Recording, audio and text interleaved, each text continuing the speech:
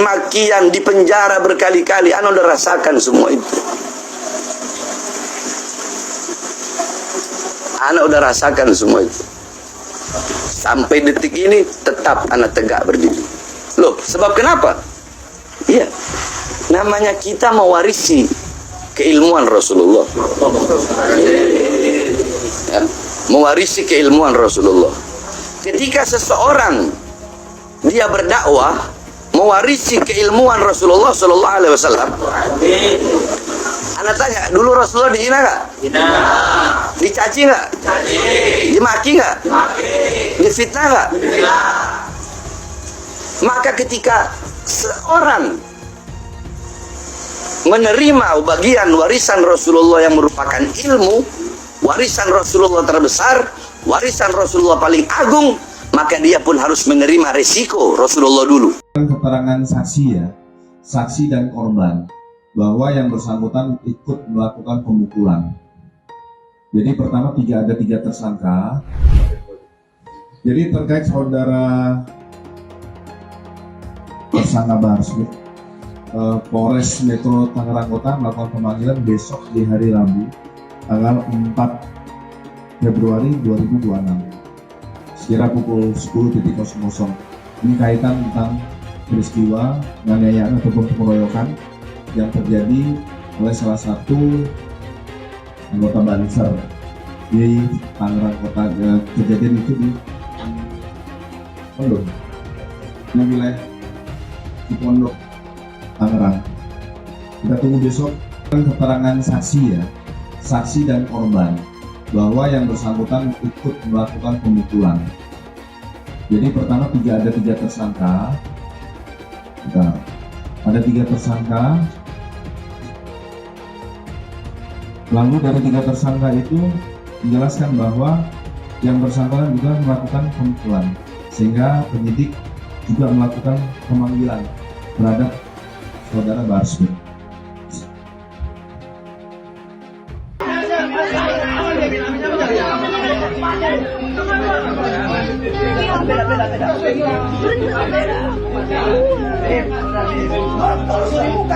Benar ditetapkan sebagai tersangka, tapi secara detail materi nanti kami akan komunikasikan dengan Polres Metro Tangerang Kota. Iya pasti. Nanti untuk itu perkembangan yang kasus Tangerang Kota akan saya update. Saya Bahar bin Ali Smith bersumpah demi Allah, selama kedua mata saya masih terbuka untuk melihat kemungkaran, melihat penderitaan rakyat, melihat kesusahan rakyat, maka selama itu tidak ada satupun yang bisa membungkam mulut saya.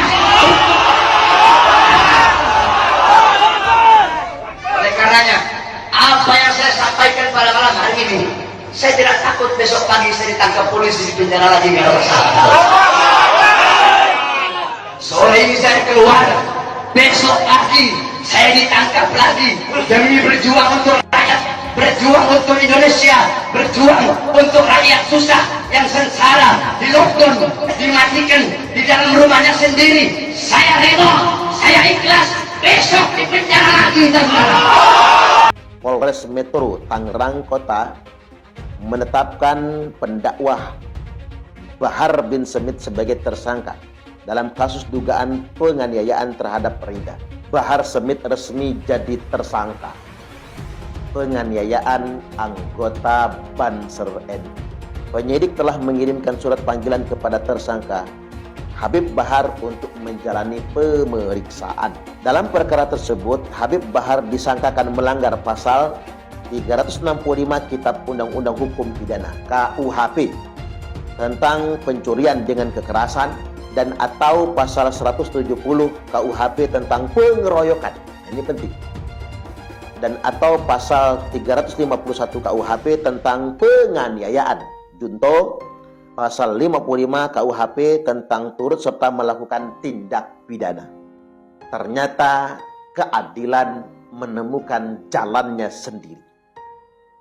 Kita semua mengapresiasi langkah-langkah penyidik yang dengan profesional telah menetapkan Bahar Smith sebagai tersangka atas dugaan penganiayaan dan pengeroyokan salah seorang anggota Banser yang bernama Rida. Nabi SAW mengatakan, hei para istri, jadilah kalian pelacur suami kalian.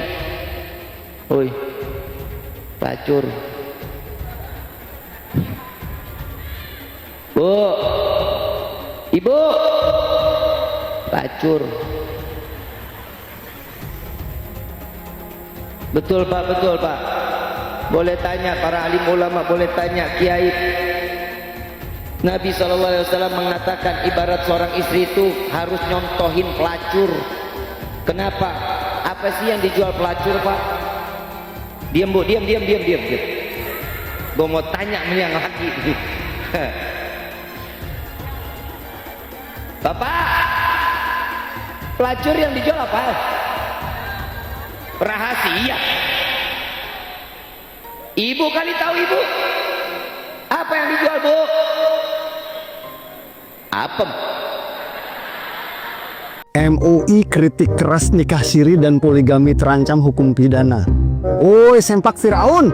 Undang-undang yang menghukum nikah siri dan poligami tanpa izin istri itu tujuannya adalah untuk memuliakan status wanita dan istri.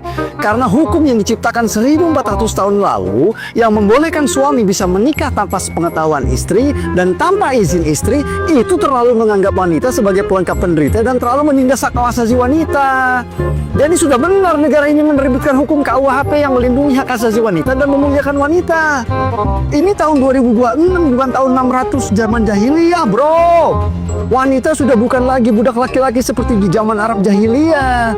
Jadi sudah waktunya ada hukum yang melindungi hak asasi wanita, terutama dari laki-laki macam kalian yang cuma mikirin selangkangan dan nafsu syahwat sendiri. Dasar kain lap dapur. Tes DNA, udah bilang kalau mau tes DNA 2 syaratnya. 1, bisakah ente orang yang ngajak tes DNA ini menggali kuburnya Rasulullah, ambil darah beliau, nanti cocokkan sama kita orang, atau darah Sina Ubaidillah yang dikatakan putus, darahnya atau rambutnya kayak atau apa, ya sama-sama kita ke laboratorium, rumah sakit, udah cek rumah sakit Mangun Cipto Mangun Kusumo, biayanya ada yang bayar, itu syarat pertama. Syarat kedua, tes DNA dulu, yang ngajak tes DNA ini tes DNA dulu. Apakah termasuk anak zina apa bukan? Sebagaimana hadis tadi yang dikatakan oleh Rasulullah. Sebab yang mengingkari keturunan Rasulullah salah satu dari 3. Munafik, anak zina, atau anak yang disetubuhi dalam keadaan ibunya haid. Kata Habib Bahar gini, mau gak Mbak Lisa nikah sama Habib Bahar? Ditawarin menikah. Itu yang menawarkan menikah langsung Habib Baharnya? Langsung Habib Baharnya. Padahal hari itu baru kenal? Baru pertama kali melihat, baru pertama kali kenal juga. Langsung ditembak, ditawarin? Langsung ditawarin nikah. Berkedok cucu Nabi. Kenapa ente mau jadi habaib, mau jadi cucu Rasulullah?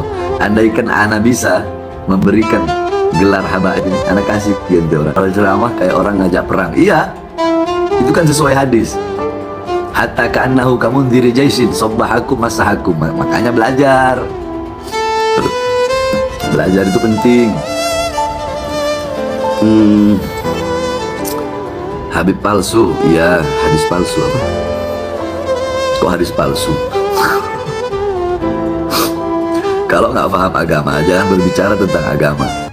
Yang ditanya jadi kalau soal nikah siri apa jadi? Nah, untuk posisinya kalau seorang istri sah itu nggak tahu ternyata kalau misalkan suaminya ini udah nikah siri itu gimana Bang? Bisa nggak sih dilaporkan? Oke. Seorang istri, seorang suami yang menikah, ya menikah secara hukum negara dengan orang lain tanpa izin istri pertama, maka itu termasuk perbuatan tidak pidana. Dan biasanya nikah kedua itu si suami akan merekayasa surat-surat ngaku single atau ngaku sudah dapat izin. Jatuhnya pemalsuan surat. Ada dua aspek. Satu, perbuatan tersebut meminta izin nikah tanpa izin istri adalah pidana. Dan kedua, untuk bisa nikah kedua itu kan dia mungkin akan rekayasa surat-surat. Misalnya ngaku single, ngaku ini, itu juga perbuatan pidana pemalsuan. Gitu. Berarti kuat nggak sih Bang untuk melaporkan sang suami ini? Bukti petunjuk sudah kuat kalau dia sudah ngaku nikah siri. Nah ternyata si istri sahnya juga ini nggak tahu Bang kalau misalkan si istri sirinya ini juga nggak tahu kalau misalkan si suami ini cerai. Dia bilangnya cerai, tapi di satu tapi kan nggak bisa loh. Kalau cuma ditalak doang tapi belum ada putusan pengadilan, berarti belum terjadi perceraian. Oh. Ya mas, itu dia masih sebagai istrinya. Iya. Jadi kalau nikah lagi harus minta izin istrinya. Oh. Berkaitan dengan hal ini, saya juga memohon kepada wanita korbannya Babe Aldo Karena ada satu wanita dari Kalimantan yang pernah chat saya yang dizolimi juga sama Babi Aldo, yang bernama Babi Aldo, yang dikenal mungkin di TikTok, yang suka mencela pemimpin, menghina pemimpin,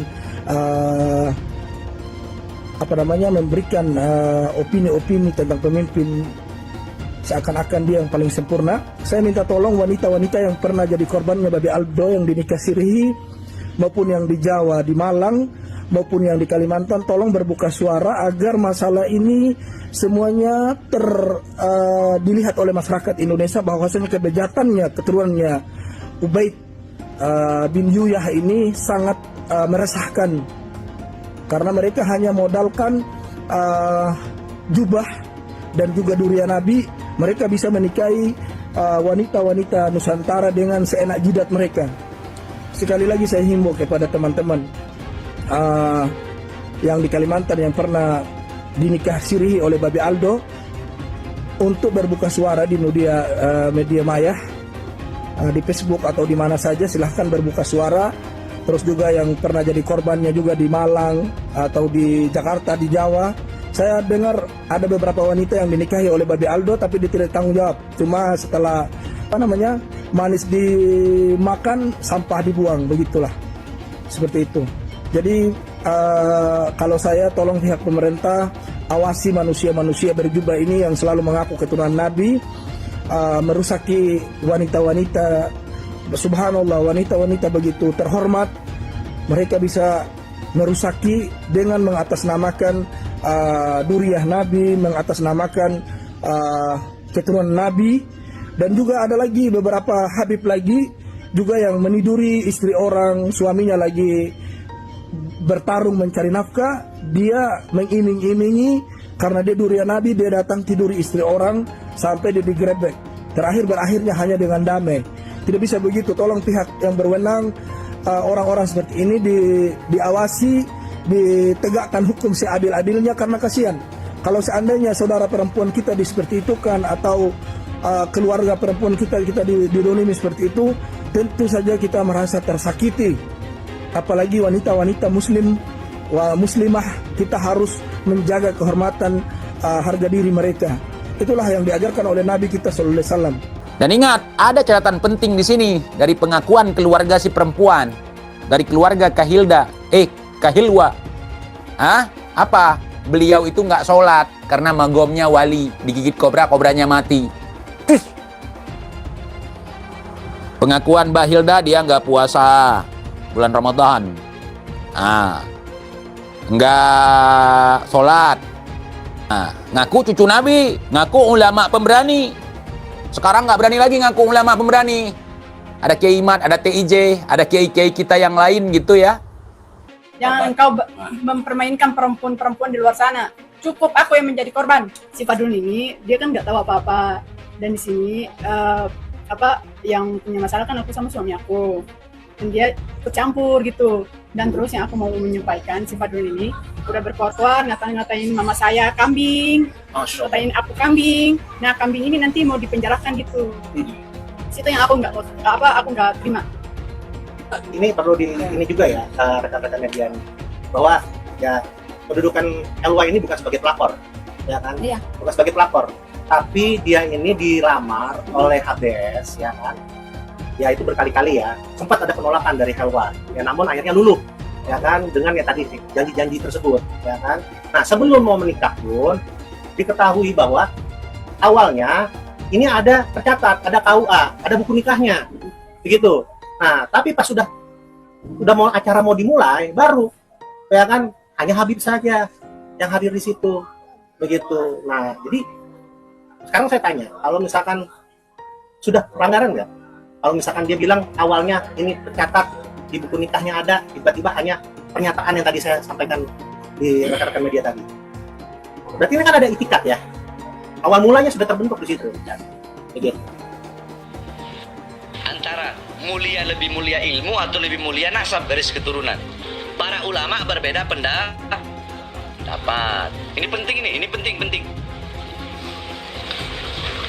Syaraful ilm am syarafun nasabin nabawi.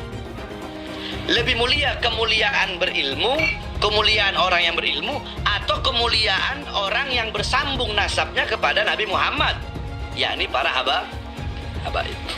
Para ulama sepakat, ya, mana yang lebih utama? Keutamaan ilmu atau keutamaan garis keturunan Rasulullah? Maka para ulama menjawab yang kedua. Yang kedua yang lebih utama.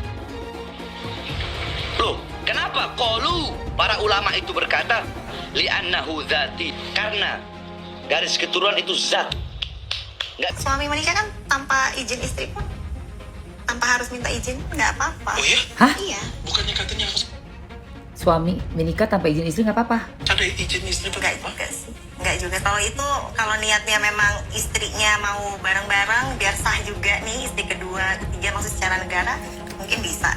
Oh berarti bahaya banget Kak kalau misalnya kita agama Islam, mohon maaf ya, saya belajar ini sekali lagi. Kalau nikah nggak usah izin istri pertama boleh. Maksudnya tanpa perlu izin, tapi lebih baiknya, alangkah lebih baiknya kan ada persetujuan minta izin sama istri. Tapi kalau nggak izin juga boleh. Boleh. Boleh. Nggak izin juga menikah dengan wanita lain, nggak izin istri pertama juga boleh. Mana boleh? Sah kan? Tetap sah. Tetap sah. Bukan kalau misalnya kita itu harus dari istri pertama yang cariin, itu bukan. Itu Nggak hoax. juga sih, nggak harus juga sih. Itu kan berarti udah ada omongan di awal. Nih. Kalau ilmu yang sebenarnya Kak, yang harus Aduh, ngeri. Laporin dugaan berita bohong gitu kan. Habib bilang kan jangan, karena kan biar bagaimana ada anak kan. Gak apa-apa, anak saya yang urus. Hah? Anaknya kamu yang urus? Itu kan mamahnya yang mau kamu laporin, mama kandung loh. Kamu siapa? Astaga. Saya bilang kalau perihal anak, saya biasa urus anak. Bisa. Nggak perlu dipusingin. Kalau itu yang penting, ini orang harus dikasih pelajaran. Orang itu ibu kandung dari anak yang mau kamu urus. Kok nggak sinkron ya? Gimana kamu mau urusin anak dia, anak kandung ibunya mau kamu penjarain, anaknya kamu urus? Ntar dulu deh Mbak, ini Mbak berbicara berdasarkan apa ini seperti ini Mbak? Kok saya jadinya... Oh, dia udah merugikan loh nama baik Habib sama sekali. Nama baik Habib? Kayaknya waktu yang dikasih tahu foto-fotonya Helwa itu justru Helwa deh yang dirugikan menurut Mamski ya. Karena pertama dijanjiin mau dicariin jodoh sama si suami Mbak. Terus ternyata dia sendiri udah sampai melamar itu ada fotonya, gue ngeliat udah begini nih, begini dari bawah, terus tangannya begini, tangannya si Helwanya dicium. Itu aja menurut gue secara sesuai dengan profesi suami kamu ya, kan nggak boleh seharusnya yang bukan muhrim.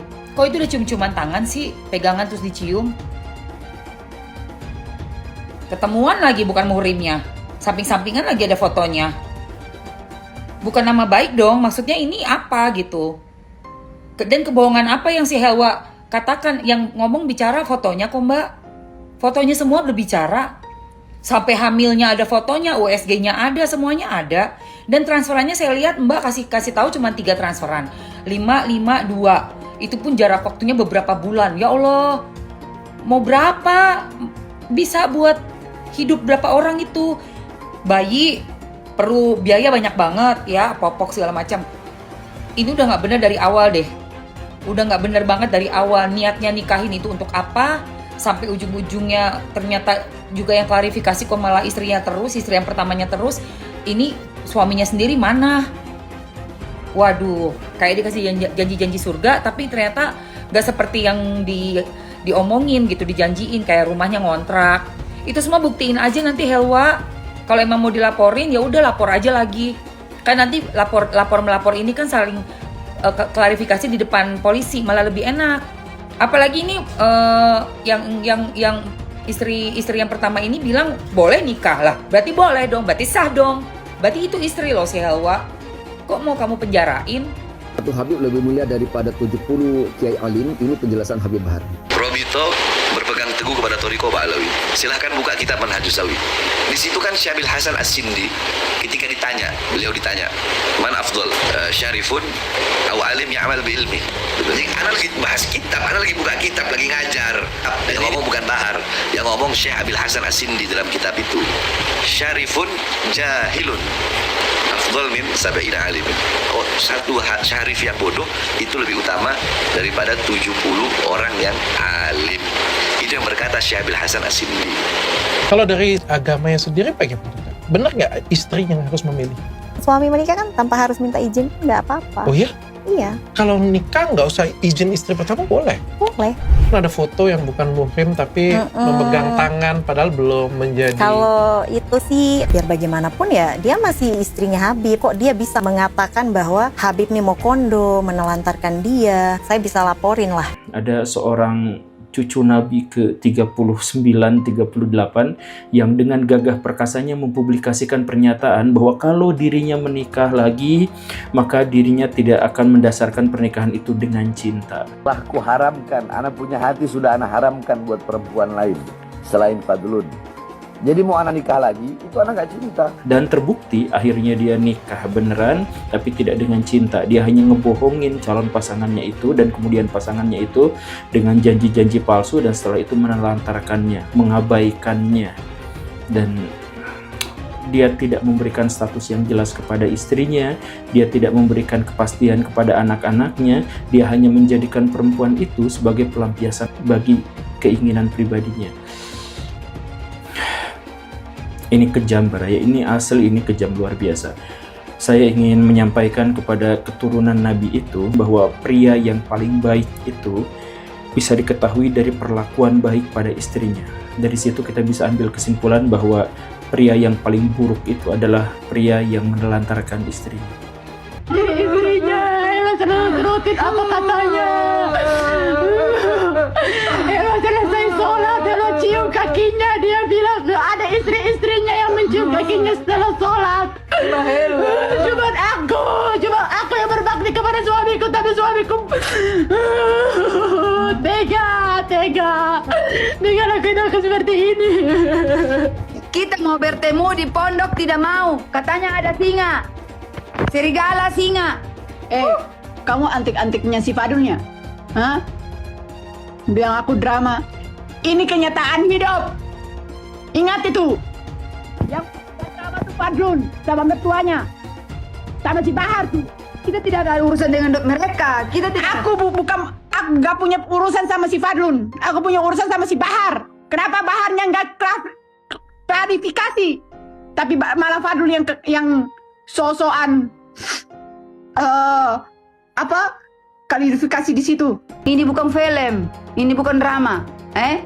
Ini kisah nyata untuk perempuan-perempuan di sana biar mereka tahu. Bahar iming-imingkan mau umrohkan mama saya, mau ke Turki, mau ke Italia, mau ke Bali, semuanya nihil. Mau dikasih mobil, dibeliin rumah, tahu-taunya rumahnya ngontrak.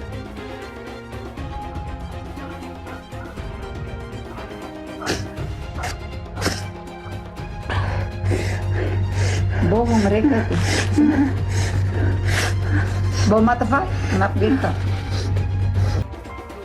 Nggak terimanya apa coba? Dia sakit hati, sekarang Habib nggak kesana. Jangankan Habib nih yang punya bini nih, yang lain-lain nih yang nggak jelas asal usulnya nih, bini-bini lain ini kan nggak jelas asal usulnya. Gue yang stay di sini, gue tidur, Habib ceramah. Habib tidur, gue pergi aktivitas apa. Jadi nggak pernah ketemu. Jadi lu nggak usah nuntut lebih. Gue juga nggak pernah nuntutin waktu. Karena Habib ini bukan cuma milik bini-bininya, milik umat. Habib ini pendakwah, bukan pengangguran. Kenapa Habib nggak datang? Ini istri, lu harus ngerti. Laki dia ini, laki anak lu ini, bukan cuma punya satu bini. Bininya ada banyak. Dia masalah Habib nggak temenin, katanya dia lahiran. Gue 3 anak, 3-3-nya gue nggak ditemenin Habib. Tukang kawin ada duitnya, dibiayain ceweknya. Terus kenapa? Guys, kasus antara Helwa Bahmid dan Habib Bahar Smith lagi jadi perhatian. karena berisi pengakuan panjang soal kondisi pernikahan siri mereka selama setahun. Dalam unggahan di Instagram, Helwa Bahmid mengaku mengalami tekanan mental sejak dinikahi secara siri oleh Habib Bahar Smith. Ia menyebut pernikahan itu dilakukan sederhana, tanpa buku nikah, dan selama 1 tahun, Baharnya berusaha menyembunyikan hubungan mereka. Helwa juga mengaku jarang bertemu suami, merasa seperti istri simpanan, hingga akhirnya hamil, namun menjalani proses kehamilan hampir sepenuhnya tanpa kehadiran Habib Bahar. Puncaknya, saat usia kehamilannya 7 bulan, Helwa mengaku diberi kabar bahwa istri Bahar yang lain di Kalimantan juga tengah hamil. Semua curahan hati itu, ia unggah sebagai bentuk kejujuran dan upaya mencari keadilan untuk dirinya dan anaknya. Yang ngomong nih, bener nggak dinafkahi? Kabarnya dikasih mobil gak tuh? Boro-boro mobil. Rumahnya aja dikontrakin. Bukan dikontrakin, maaf. Habis nikah aja dia bilang dia beli rumah buat aku, dikasih mobil. Oh, mobilnya disita, rumahnya dikontrak. Dia ngomong sama mama aku, dia mau mencarikan aku jodoh. Ternyata dia sendiri yang makan aku. Daging kali makan. Iya. Seram kali. Sekarang dia gimana? Ya nggak tahu aku. Spill lagi ke istrinya, aduh kita nggak tahu ya. Banyak ya. Saya nggak mau tahu tuh istri-istrinya. Bodoh amat lah sama istri-istrinya. Umur berapa? 22. Udah cerai kah katanya? Boro-boro cerai. Mau nikahin. Iya. Kalau dihipnotis itu emang kali yang sadar. Kalau dihipnotis tak bisa. Iya, masih muda banget kan. Masih kayak gini aja disia-siain loh dia loh. Kak, anaknya kasih ke aku. Jangan. Maka satu Habib bodoh, ya kan, lebih mulia daripada jutaan ekor babi. Nah itu cocok. Tapi kalau ulama, kiai, yang alim, yang allama, dengan Habib yang mabuk, dengan Habib yang zina, dengan Habib yang maksiat, tidak bisa dibandingkan. Sama dengan kau bandingkan itu air comberan dilokalisasi dengan sumur Zam-Zam. Itu tidak layak dibandingkan, tidak layak. Apalagi disetarakan. Karena ulama itu tidak bercerita tentang nasab, tidak bercerita tentang ras, tapi bercerita tentang ilmu, tentang adab, tentang keistiqomahan, tentang apakah dia melaksanakan apa yang dia tahu, apa yang dia pelajari, gitu. Tentang kejujuran. Kalaupun Habib, misalnya bangsat, apa yang mau dipelajari dari mereka? Oh itu bukan untuk dipelajari, harus dimuliakan aja. Untuk apa kita memuliakan sesuatu yang tidak mulia? Satu, lagu Roma Irama sebujur bangkai lebih utama dari ceramah para habaib 70 habaib. Satu lagu sebujur bangkai Roma Irama lebih mulia dan lebih manfaat bagi umat Islam daripada ceramah 70 habaib. Setinggi apapun engkau menuntut ilmu tidak akan pernah mencapai tetel Habib. Makanya bagaimanapun alimnya seseorang tidak akan pernah mampu mengalahkan kemuliaan seorang Habib meskipun dia tidak mempunyai ilmu pengetahuan agama. Para kiai kampung, jangan lagi terjadi ada orang yang berani bicara bahwa satu kaki seorang Habib lebih mulia daripada kepalanya seorang ulama yang alim. Jangan sampai ada lagi yang berani bicara seorang Habib yang ahli maksiat, ahli yang tukang doraka, tukang dosa dikatakan lebih mulia daripada 70 ulama yang alim. Dan ini ada jelas penistaan, penghinaan yang tidak bisa kami biarkan terhadap leluhur, orang tua kami, guru-guru kami, para kiai kami, khususnya yang ada di golongan Ahlus Sunnah wal Jamaah Nahdlatul Ulama. Ada beberapa dari habaib yang sampai mengatakan bahwa kalau kiai itu misalkan melakukan maksiat, kiainya luntur. Tapi kalau kami Habib mau melakukan apapun, darah secara genetiknya sudah nyambung bersama kami. Jadi kami tidak bisa bisa jadi mantan Habib. Kiai Imad bikin tesis pun sebenarnya adalah reaksi atas kecongkakan dari orang-orang habaib itu. Siapapun yang mengaku keturunan Nabi wajib diverifikasi, dan siapapun yang mengaku keturunan Nabi dan terbukti bukan keturunan Nabi wajib kita batalkan. Terus adakah pidananya terhadap pengakuan Ba'alwi tersebut? Bahwasanya siapapun yang mengaku sebagai anak keturunan Nabi dan tidak terbukti termasuk dalam penodaan agama. Setelah ada Munas Alim Ulama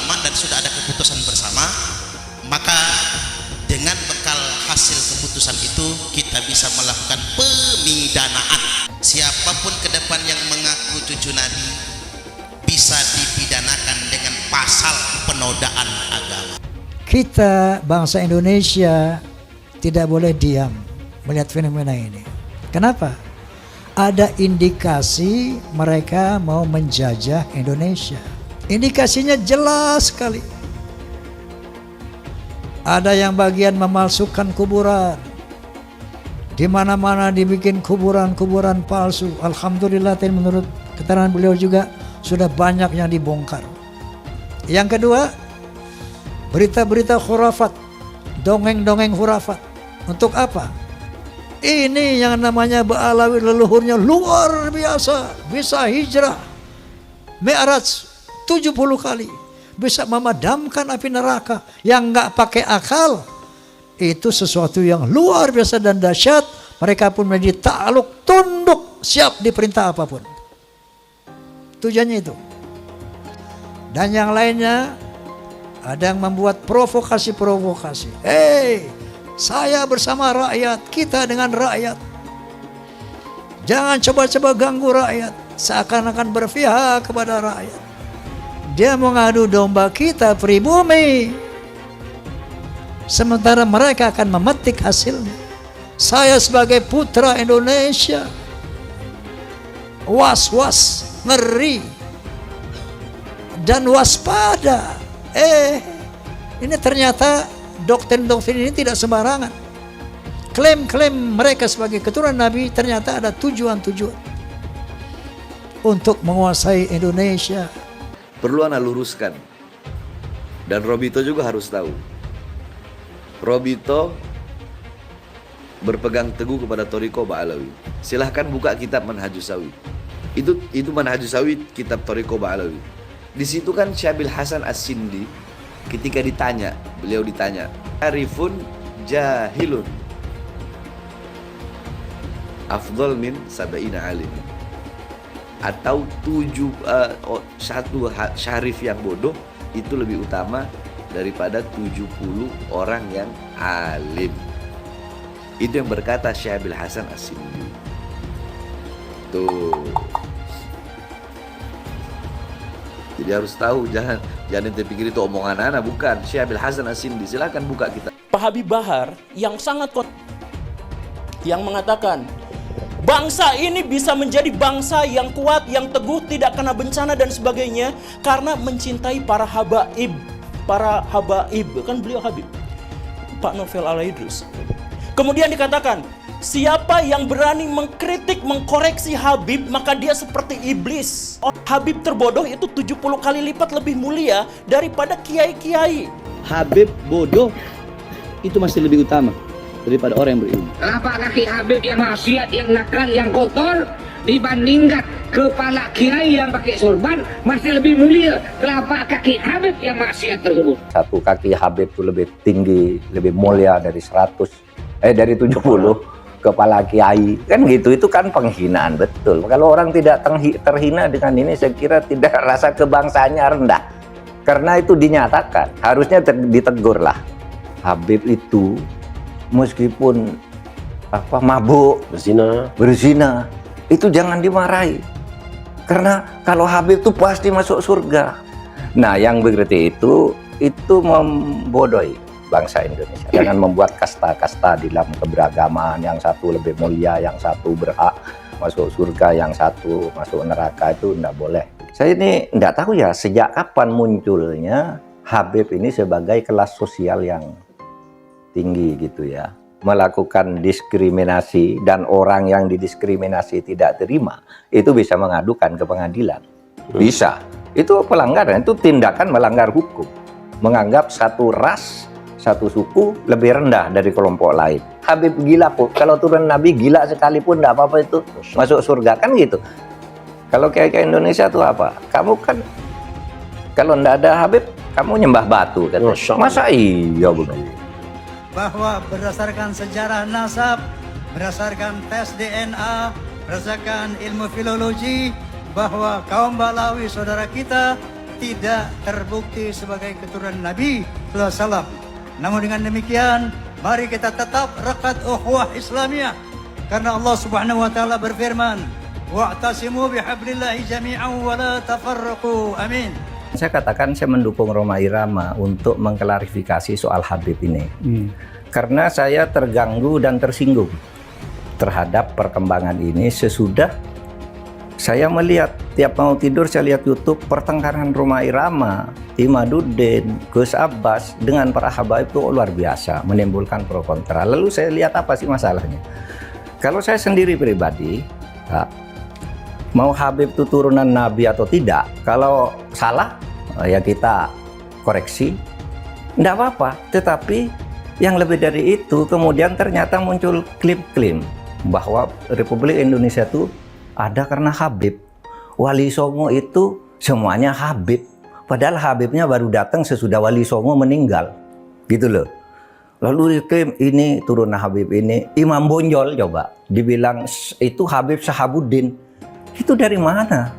Oh, Imam Bonjol Habib Sahabuddin gitu. Lalu ada hurufatnya bahwa kakek saya yang nama Mugaddam itu bisa membentak malaikat mungkar dan nakir katanya.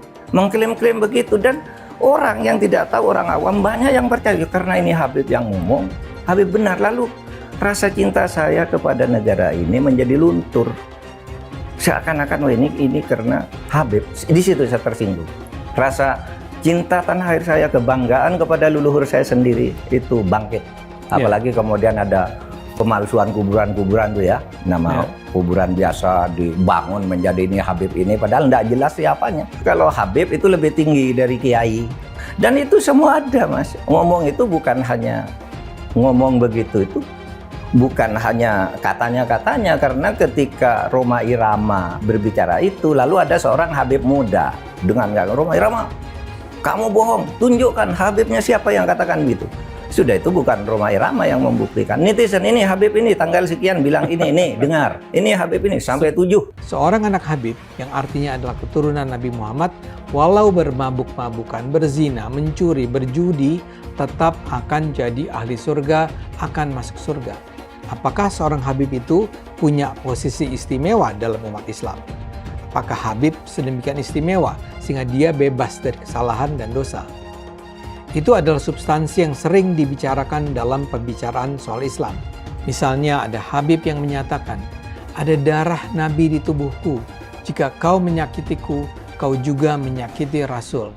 Atau ada juga yang menyatakan, satu Habib bodoh lebih baik dari 70 kiai yang alim.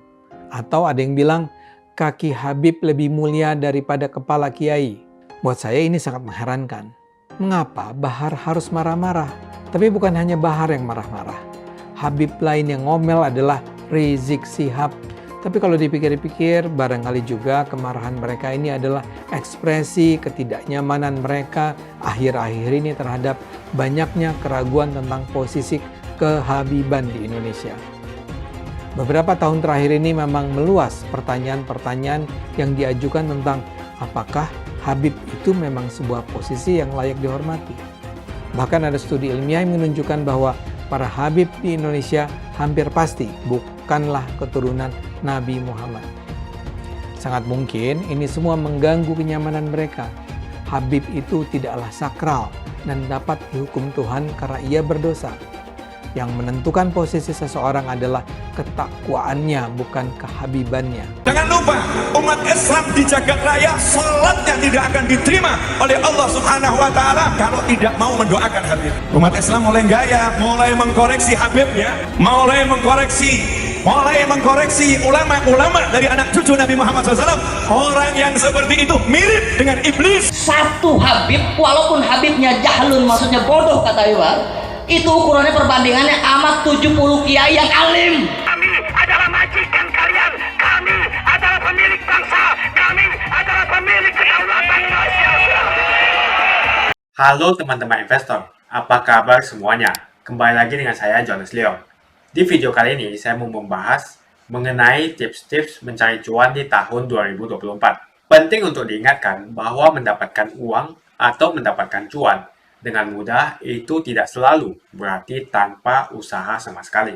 Berikut ini adalah beberapa tips yang bisa saya bagikan yang mungkin bisa membantu teman-teman untuk mendapatkan uang tambahan. Nah, apa saja tipsnya? Yang pertama adalah membangun side hustle. Membangun side hustle atau pekerjaan sampingan ini mungkin sudah menjadi hal-hal yang lazim untuk dilakukan di zaman ini untuk mendapatkan uang tambahan. Di sini kita harus searching dulu kira-kira side hustle apa yang menjanjikan dan berpotensi di tahun 2024. Lalu yang menjadi pertanyaan adalah potensi apa di tahun 2024? Apakah tahun ini adalah tahun yang bagus untuk trading emas karena harga emas cenderung naik terus, ataupun trading dolar karena rupiah yang terus melemah?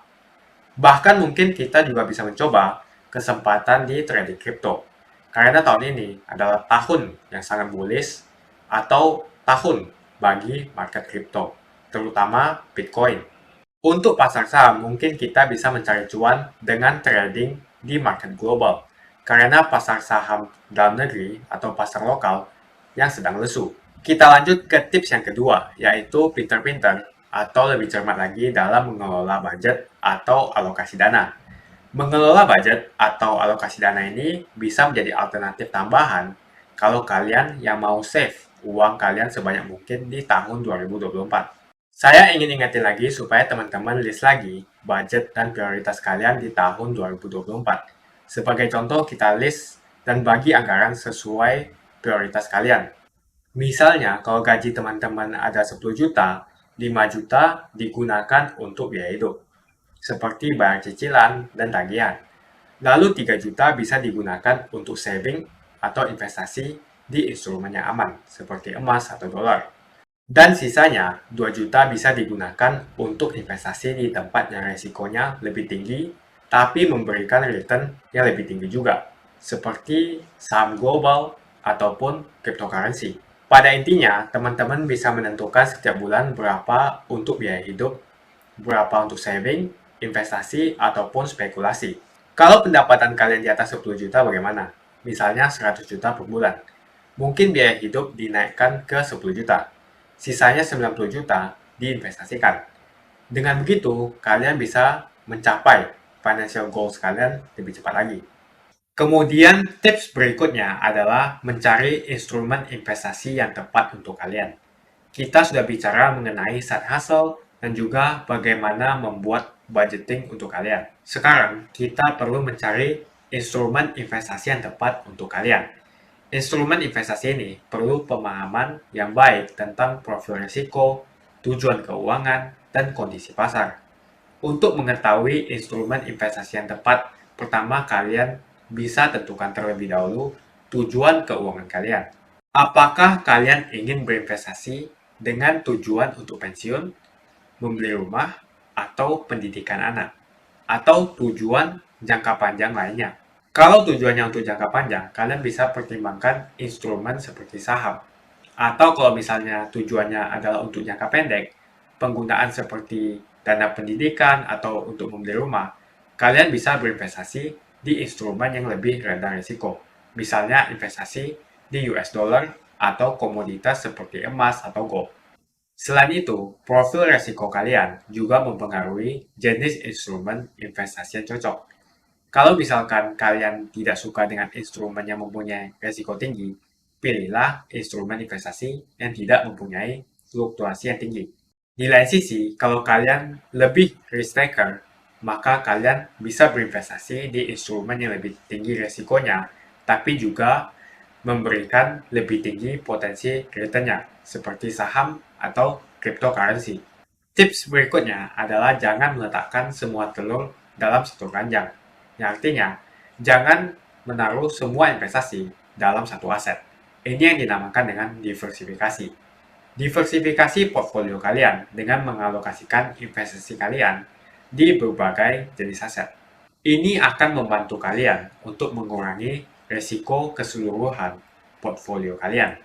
Ya, jadi baik lagi, mesti dipahami karakteristik, risiko, dan potensi pengembalian dari masing-masing instrumen tersebut. Tips yang terakhir, dan ini paling susah, pastikan teman-teman berinvestasi bukan sekali saja, tapi berkali-kali. Jadi setiap bulan setelah gajian, langsung teman-teman dibagikan atau dialokasikan dana untuk melakukan investasi.